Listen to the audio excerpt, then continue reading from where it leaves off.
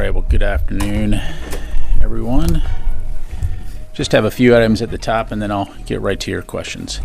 First, on a topic that I know all of you are following closely, the Department of Defense continues to closely monitor the situation in the Middle East. As you've heard Secretary Austin say, the U.S. remains intensely focused on de-escalating tensions in the region, while also remaining focused on securing a ceasefire as part of a hostage deal to bring all of the hostages home and to end the war in Gaza. Now, during a phone call on Sunday to Israeli Defense Minister Yoav Gallant, the Secretary reiterated the United States' commitment to take every possible step to defend Israel and noted the strengthening of U.S. military force posture and capabilities throughout the Middle East in light of escalating regional tensions.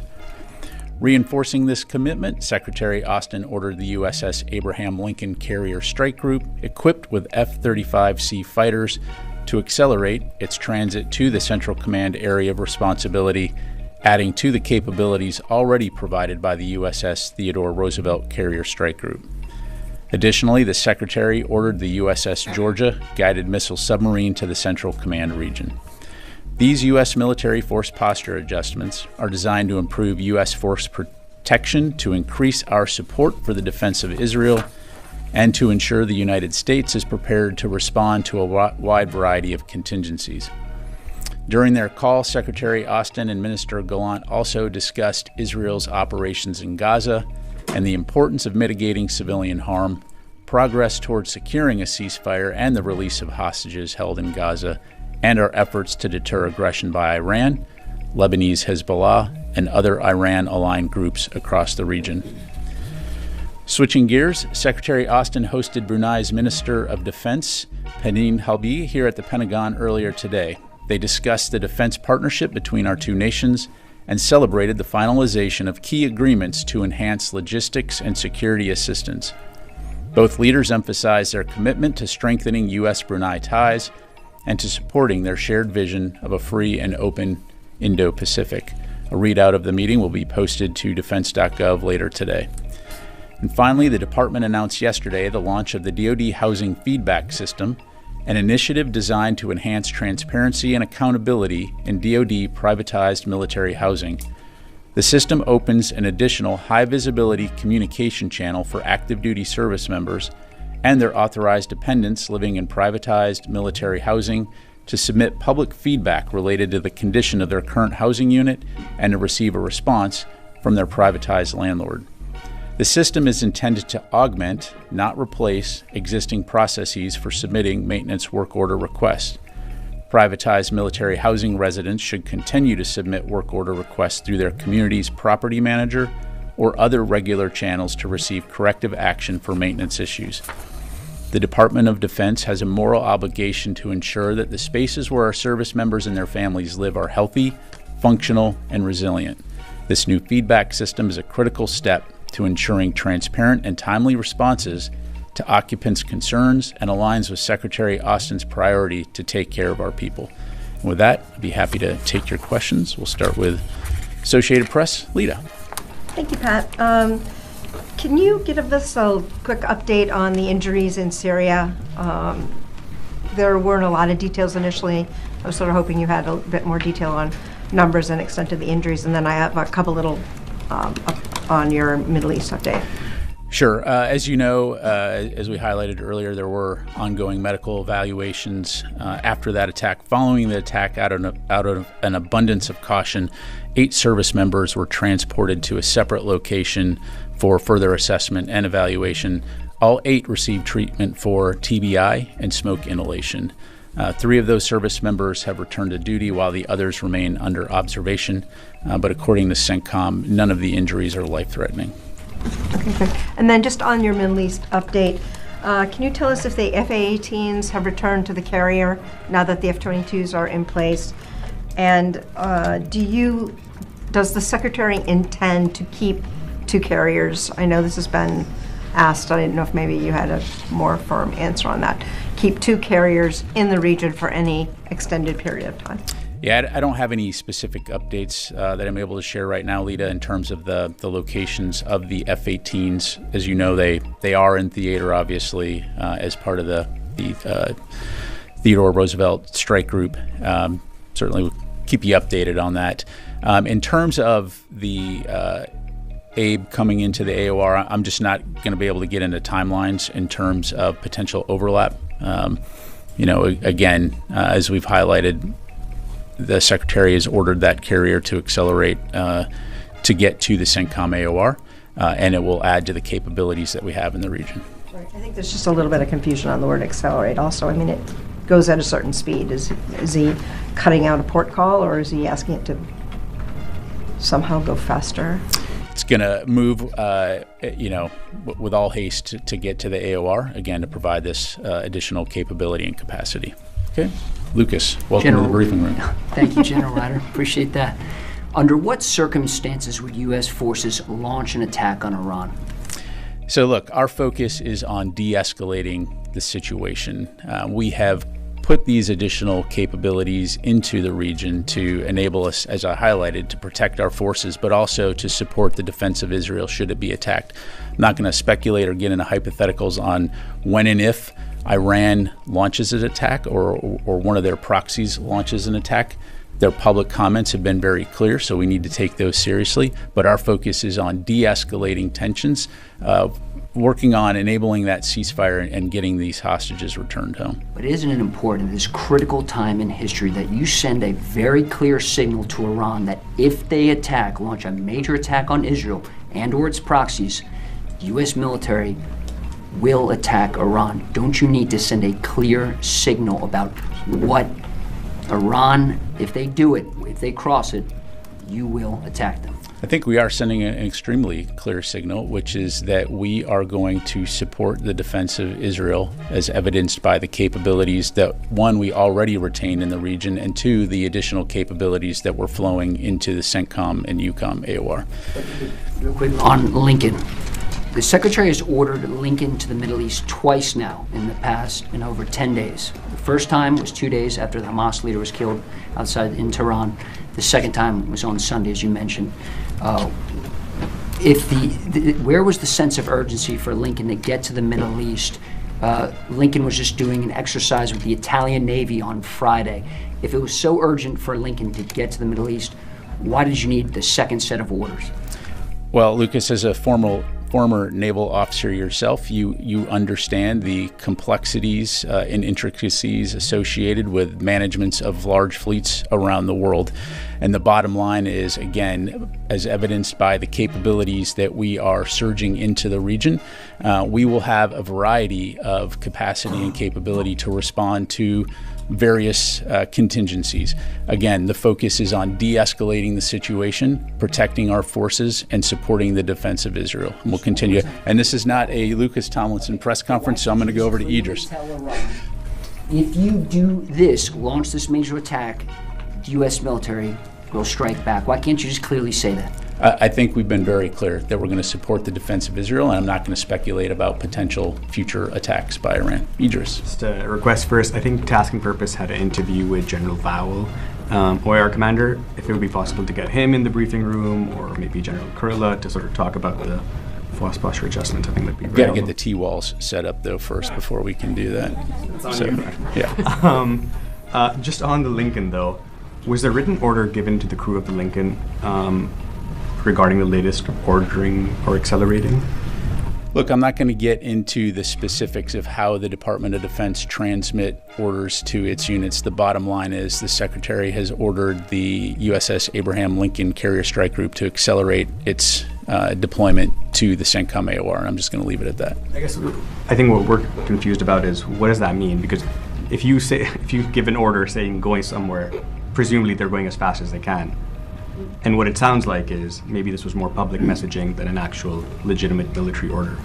It's a legitimate military order, and it's accelerating on its mission to get to the CENTCOM AOR. And again, I'm not going to get into the in-between of when the initial order was given and what they may or may not have been doing in between then, other than to say, again, I think you need to take a step back and look at what we're attempting to do here, which is to de-escalate tensions in the region, ensure that our commanders that are in the region have the capabilities and capacity to respond to a variety of threats. Actually, say it is now going to arrive in CENTCOM earlier than it was previously. Yeah, I'm not going to get into the specifics of the deployment timelines. It's like the confusion it's causing, right? It's not confusing to me. It's accelerating. So, yes, sir. Thank you, General. Would it be a fair assessment to say that Israel cannot defend itself on its own, and that's why they need the US military support in the region against Iran and its proxies? Well, the U.S. and Israel have shared a long-standing security relationship, and we've been very clear, even before October 7, on the U.S. support for Israel, supporting its qualitative military edge, but also post-October 7 have been very, very clear in terms of our ironclad support for the defense of Israel. And so, as you saw on April 13, when Iran conducted its unprecedented attack, the United States, true to its word, supported the defense of Israel. Just one more. So is this a just-in-case situation, or is this military support indispensable? Because you've got the F-35s, F-22s, F-18s, 16s, 15s, the warships, the air defense systems, the troops, everything, like, the whole 9 yards. Is this just in case or indispensable? Well, again, I'd go back to what I said at the top. And I think it's important not to look at the individual parts, but look at what it is that we're trying to do here, which is deter a wider regional conflict, prevent a regional war in a very tense Middle East, with Iran threatening to retaliate and to use potentially overwhelming force. And we, again, have been very clear in our commitment to aid in the defense of Israel. No one wants to see escalation. No one wants to see a wider regional conflict. So, hopefully we don't find ourselves in a situation of having to employ those capabilities. But if we need to in the defense of Israel, we will. And so just leave it there. Charlie. Yes, whatever term we want to use in terms of accelerating, it's still going to take a while, 7 to 10 days. I know they want to talk about timelines, but perhaps more urgently, and something that's already in the neighborhood, is the submarine. The fact that it was announced, what does it bring to this fight? It's a nuclear-powered guided missile submarine. Provides, again, additional capabilities to the commanders, the U.S. commanders in the region, in terms of not only supporting the defense of Israel, but also protecting our forces. And again, the message here is deterring potential aggression. It's not unprecedented that we will highlight the movement of submarines, but again, it's important to look at this in the context of the broader U.S. military force posture in the region, which is to help protect our forces, support the defense of Israel, and again, deter aggression and aim to de-escalate the situation. Capable of carrying as many as 175 Tomahawk cruise missiles? Look, the United States military is the most powerful in the world. We have these capabilities, and again, I'm not going to belabor the point, but the goal here is to de-escalate the situation and ensure that we can support the defense of Israel should we need to do that. Janie. Thank you, General. 2 questions. On the establishment of the strategic command, does the Pentagon support the completion of the establishment of the South Korean military strategic command? And I have another.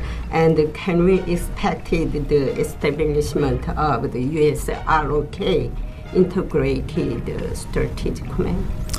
Certainly that's a decision for the Republic of Korea to make, to determine whether or not they stand up a strategic command.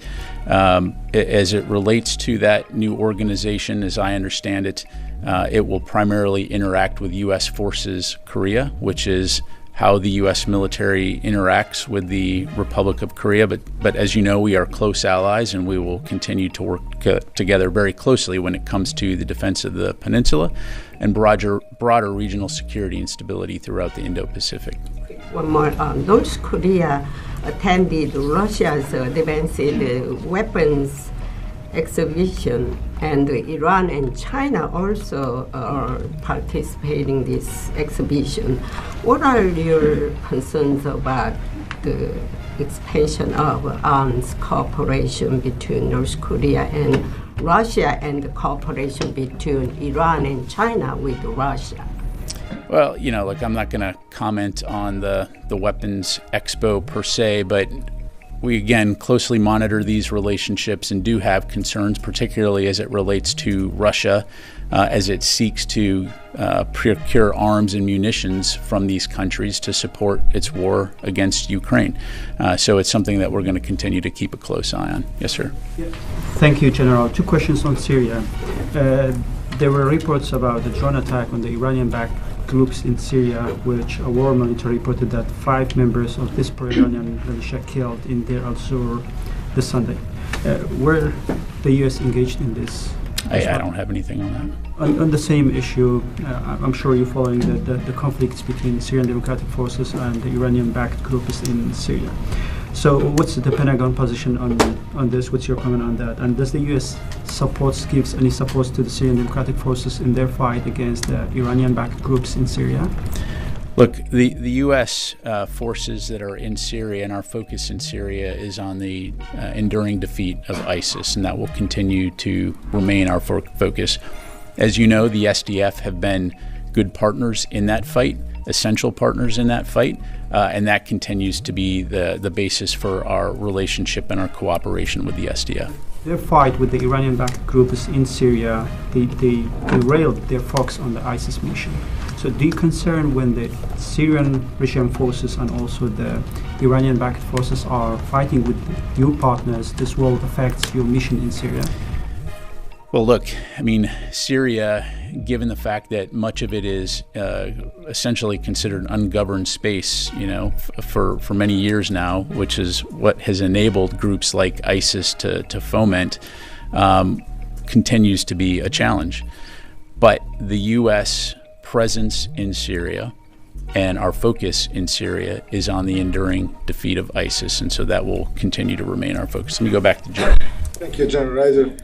When you say we're moving assets to the region to defend Israel, could you explain to us that using the term defend Israel, does it mean like the mission or the U.S. role in the region would be intercepting the incoming missiles or maybe taking offensive actions? Could you emphasize on that? Yeah, look, it hasn't changed since Hamas's attack on October 7th in terms of the role that the United States has played in supporting the defense of Israel. The United States is not looking to engage in offensive operations and again, potentially spark a wider regional conflict. Our focus is on de-escalating tensions, and that's been a focus ever since Hamas brutally killed 1,200 Israeli citizens and took over 250 hostages. And so we will continue to stay very focused on that. But as what you saw on April 13th, when Iran conducted its missile and drone attack against Israel, demonstrated the types of activities that Iran is considering. And we've been very clear that our support for the defense of Israel will be ironclad. And so we need to be prepared to respond to a variety of contingencies, which requires a variety of capabilities.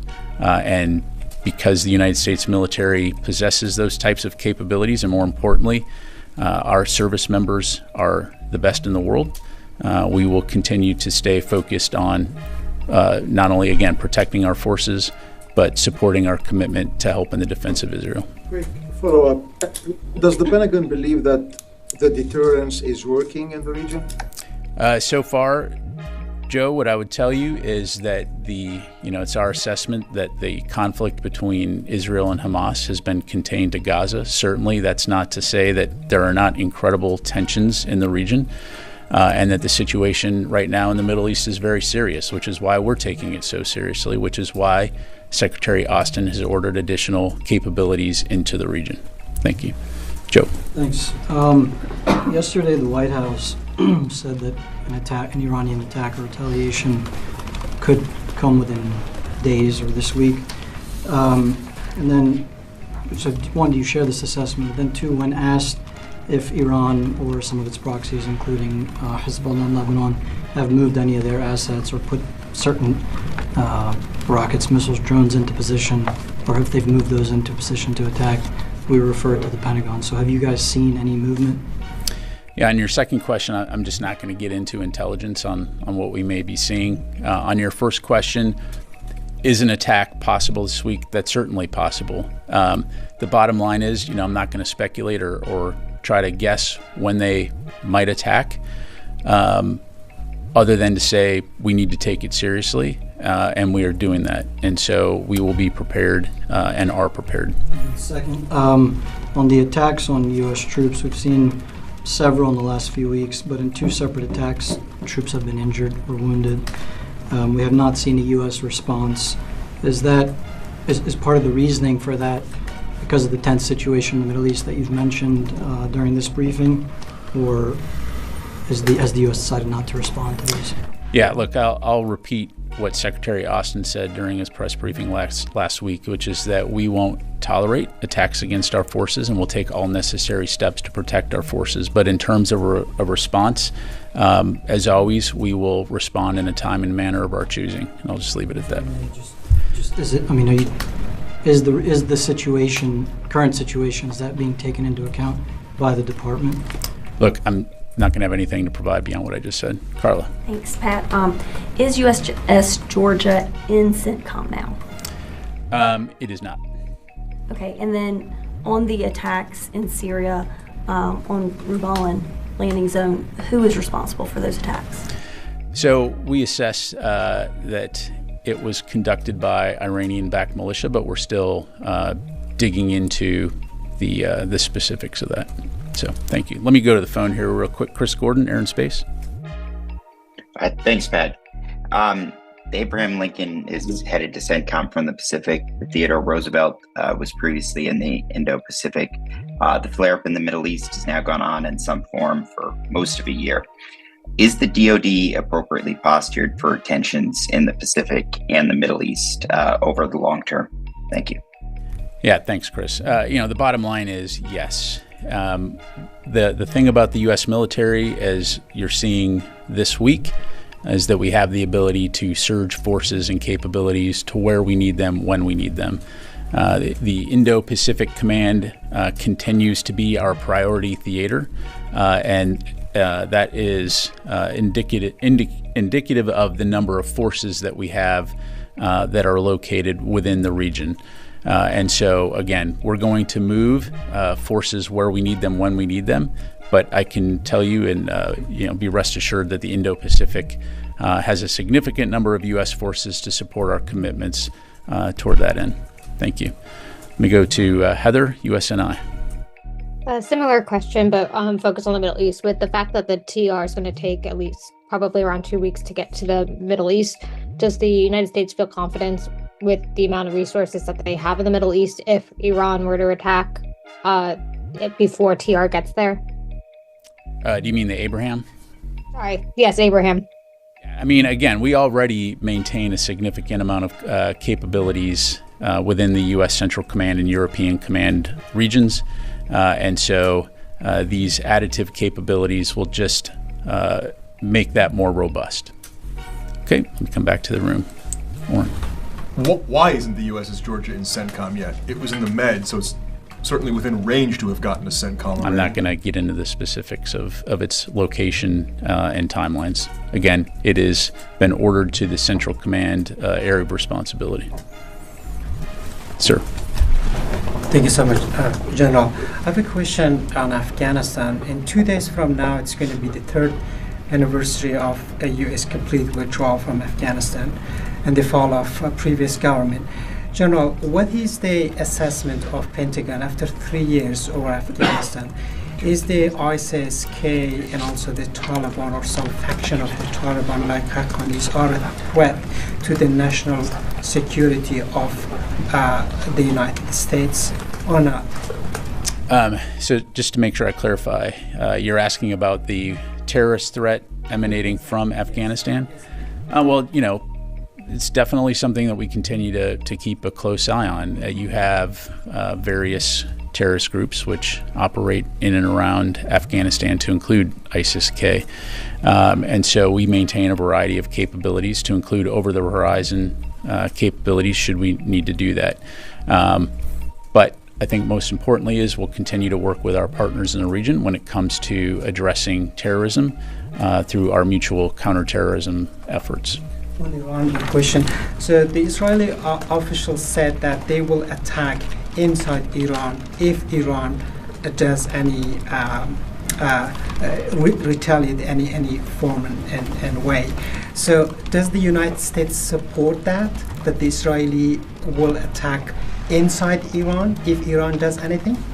Well, look, again, I don't want to get into hypotheticals at this stage. Right now, our focus is on de-escalating tensions in the region. So, any progress on de-escalating? There hasn't been a conflict yet, so we'll stay after it. All right, sir. Thanks, sir. The counterterrorism chief of United Nations said that Europe is facing a big threat from ISIS-K. He also mentioned that the same group was involved in terrorizing the Taylor Swift concerts in Vienna last week. All these terrorists are based in Afghanistan. Is it a concern because they're also involved in the attacks on Pakistani security forces? What kind of measures are being taken to prevent the expansion of this terror group? Yeah, well, I mean, as evidenced by the global coalition to defeat ISIS, it does remain a threat. And you've seen the United States work very closely with many nations around the world to address ISIS, whether it's in Europe, Asia, and also, as you know, you've seen in Iraq and Syria.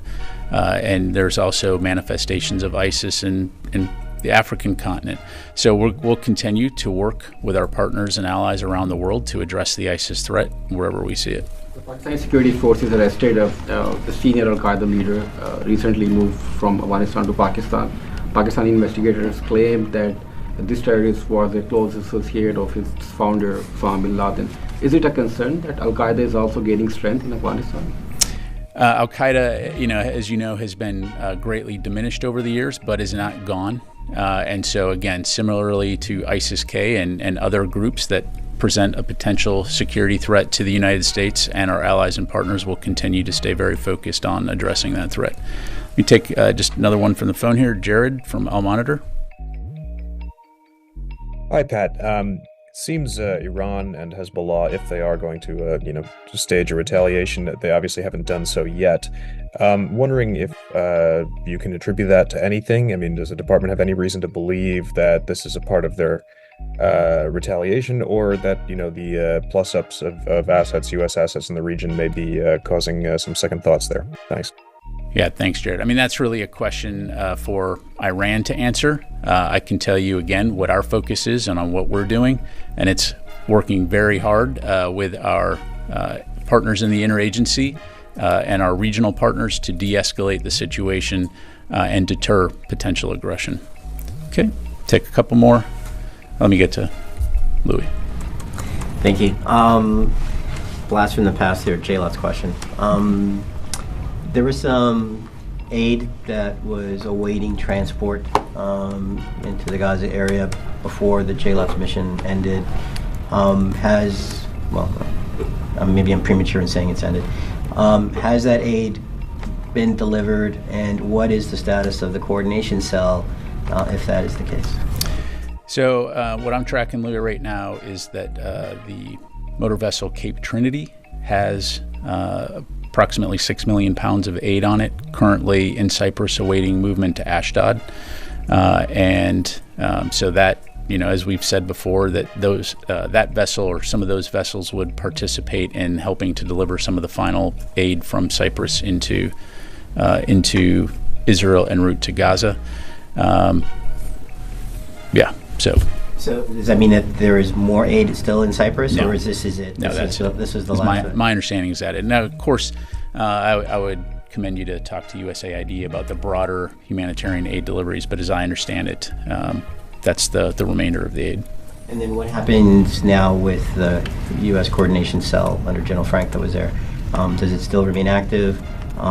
Will it continue to enable a different kind of maritime corridor?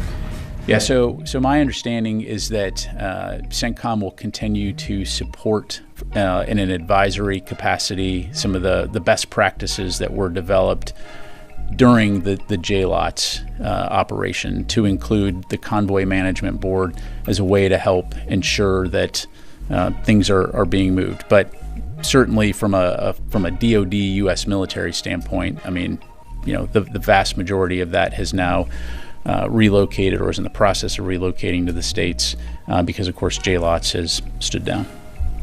Okay, thanks. Let me try to get to a couple other folks here that I haven't got to. Jim. General, just a quick question on Ukraine. Can you give a laydown on what the U.S. thinking is on the offensive that the Ukrainians have launched? And do you think is that meant to be a permanent sort of operation, or is that a raid?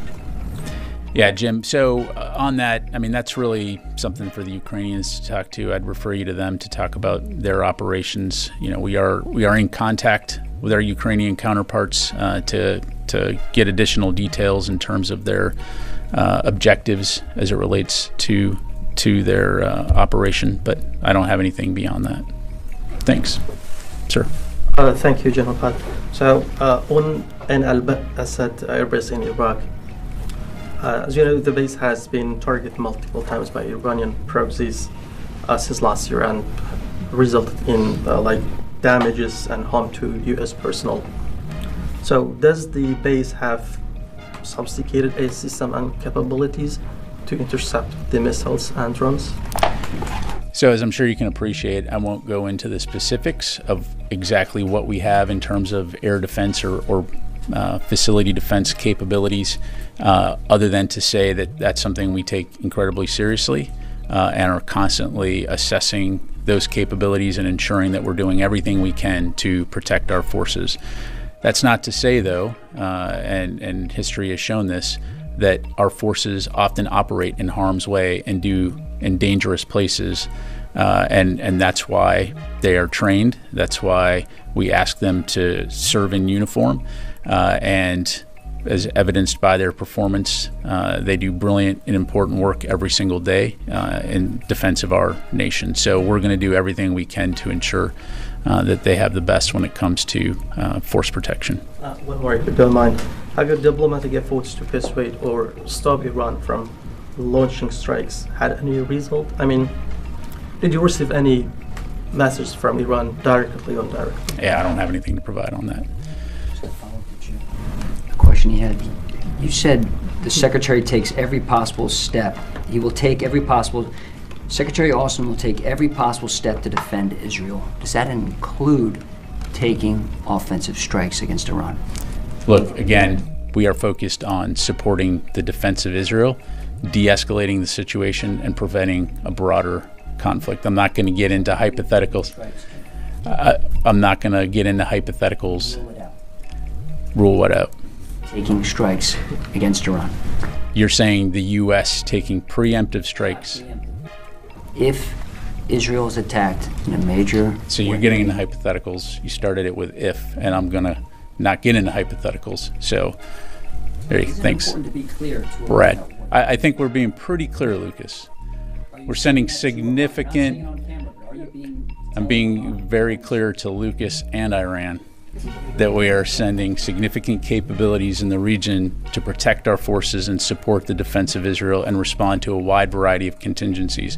If you look at the strategic goal here, it's to de-escalate the situation and prevent a wider regional war.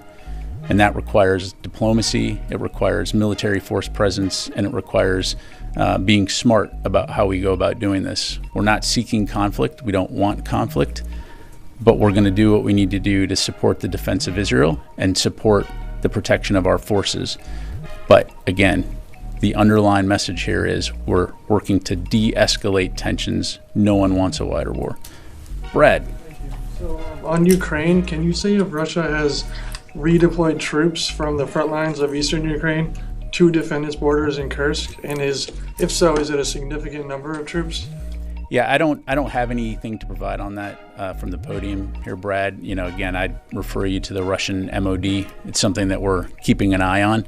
Our focus at the end of the day when it comes to Ukraine is supporting Ukraine and its ability to defend its sovereign territory and to take back sovereign territory within Ukraine.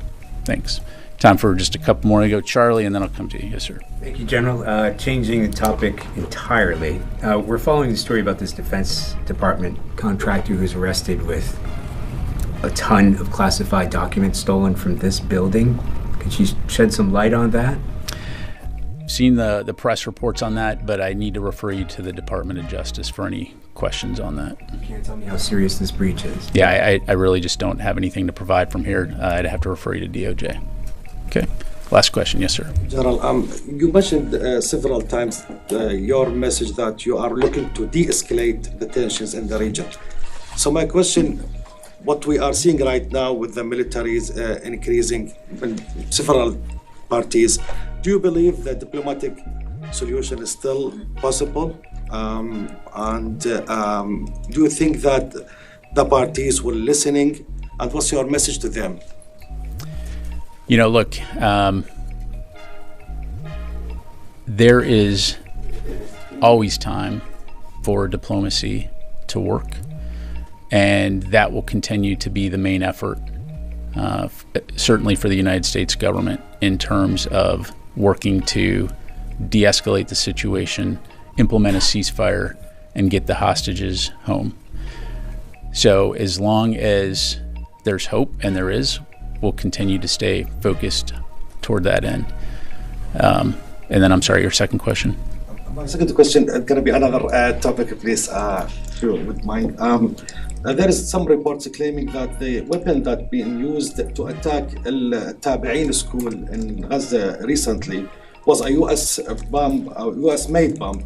Do you confirm that, General? And do you believe that Israel is still using the U.S. weapons according to U.S. and international law?